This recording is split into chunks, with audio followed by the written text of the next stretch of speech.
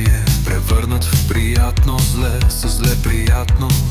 Много повече, от много повече. Идиотско дете пред велико откритие, между медузени отскоци лети.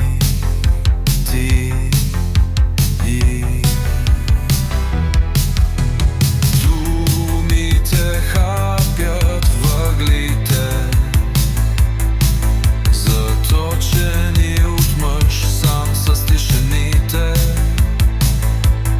Никой не ги следи, но свободата не иска публика.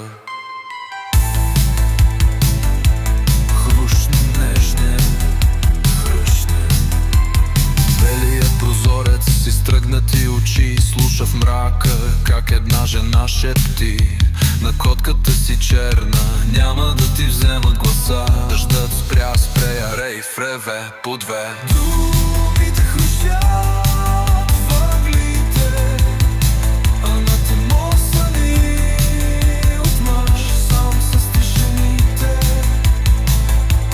Никой не ги следи, но свободата не иска видимост.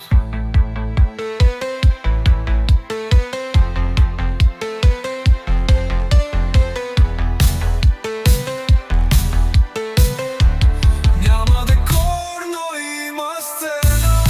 Няма глас, но има кърви. Не идвай първи, остани последен. Казваш ми до последно. Подсети се, поразгадай.